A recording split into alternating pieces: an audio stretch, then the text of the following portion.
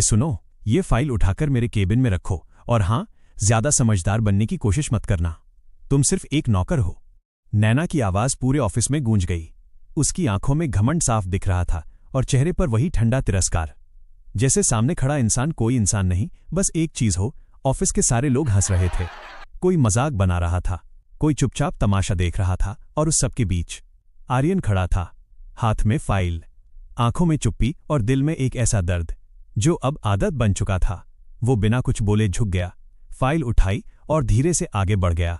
उसके हर कदम के साथ एक सवाल उसके अंदर गूंज रहा था, क्या सच में मेरी पहचान इतनी छोटी है, या सामने वाला इंसान इतना अंधा हो चुका है? आज भी वही दिन था, वही अपमान, वही तिरस्कार, लेकिन आज कुछ अलग था। आज उसकी खामोशी के पीछे एक तूफान था, एक ऐसा सच जो अगर सामने आ गया तो बहुत कुछ बदल जाएगा। 3 साल पहले नैना की जिंदगी किसी सपने से कम नहीं थी। शहर की सबसे बड़ी कंपनी की एमडी, करोड़ों की मालिकन, हर किसी के लिए एक आइडल। उसे हमेशा लगता था कि लोग उससे नहीं, उसके पैसों से प्यार करते हैं, और इसी डर ने उसे एक अजीब सा फैसला लेने पर मजबूर कर दिया। और तभी उसकी जिंदगी में आया आर्यन, सीधा, शांत और सच्चा। नैना ने उसे चुना, लेकिन प्यार के लिए नहीं, बल्कि एक जरूरत के तौर पर। शादी हो गई, लेकिन रिश्ता कभी बना ही नहीं। धीरे धीरे नैना का असली रूप सामने आने लगा। उसके लिए शादी सिर्फ एक औपचारिकता थी, एक ऐसा रिश्ता जिसमें उसे किसी की परवाह नहीं थी।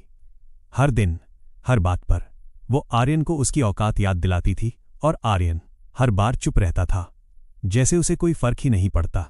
लेकिन सच ये था, वो हर बार थोड़ा थोड़ा टूट रहा था। कई बार उसने सोचा सब सच बता दे, लेकिन हर बार रुक गया। समय बीतता गया और आज वो दिन आ गया जिसका इंतजार शायद किस्मत भी कर रही थी। कंपनी की सबसे बड़ी मीटिंग थी, पूरे शहर के बड़े बड़े लोग वहां आने वाले थे, और सबसे खास बात, आज पहली बार कंपनी का असली मालिक सबके सामने आने वाला था। ऑफिस को दुल्हन की तरह सजाया गया था, हर तरफ चमक दमक, हर चेहरे पर एक्साइटमेंट। और नैना, वो खुद को उस दिन की रानी समझ रही थी। तभी उसकी नजर आर्यन पर पड़ी। वो वही खड़ा था, हाथ में फाइल लिए, जैसे हमेशा खड़ा रहता था। नैना का चेहरा तुरंत बदल गया। उसने गुस्से में उसे डांटा, उसे नीचा दिखाया और सबके सामने उसे धक्का दे दिया। पूरा हॉल एक पल के लिए शांत हो गया, और अंदर एक सीनियर मैनेजर तेज कदमों से दाखिल हुआ। उसके चेहरे पर घबराहट भी थी और एक अजीब सा सम्मान भी। आर्यन सर, सब लोग आपका इंतजार कर रहे हैं, मीटिंग शुरू होने वाली है। बस यही वो पल था जहां सब कुछ बदल गया। पूरा हॉल एकदम खामोश हो गया। किसी को कुछ समझ नहीं आ रहा था कि अभी अभी क्या हुआ है। नैना की आंखें फैल गईं, चेहरा एकदम सफेद पड़ गया। आर्यन, जो अभी कुछ पल पहले तक चुप खड़ा था, जिसने अभी अभी उसका धक्का सहा था, अब बिल्कुल शांत था। वो धीरे धीरे आगे बढ़ा। मीटिंग में बैठे सभी लोग एक साथ खड़े हो गए। अब किसी की हिम्मत नहीं थी उसे नजरअंदाज करने की।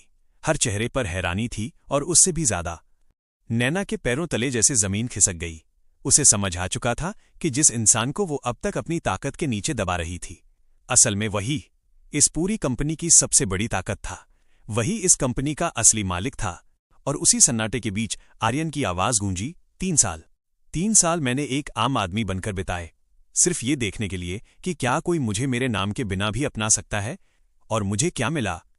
अपमान, तिरस्कार, वो भी उसी इंसान से जिसे मैंने अपनी जिंदगी दी। नैना की आंखों से आंसू बहने लगे, उसके हाथ कांप रहे थे। वो धीरे धीरे उसके पास आई और उसके सामने झुक गई। उसकी आवाज टूट चुकी थी, वो माफी मांग रही थी, वापस आने की गुहार लगा रही थी।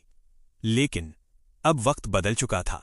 आर्यन ने उसे देखा और शांत लेकिन सख्त आवाज में कहा, जब मैं तुम्हारे साथ था तब तुम्हें मेरी औकात दिखती थी, और आज जब मैं अपनी असली पहचान में हूं तो तुम्हें मेरा प्यार याद आ रहा है। रिश्ते पैसे से नहीं, इज्जत से चलते हैं, और जहां इज्जत खत्म हो जाए वहां सिर्फ पछतावा बचता है। उस पल नैना के पास कुछ नहीं बचा था, न घमंड, न ताकत, न कोई जवाब। वो वहीं खड़ी रह गई, टूटी हुई, अकेली।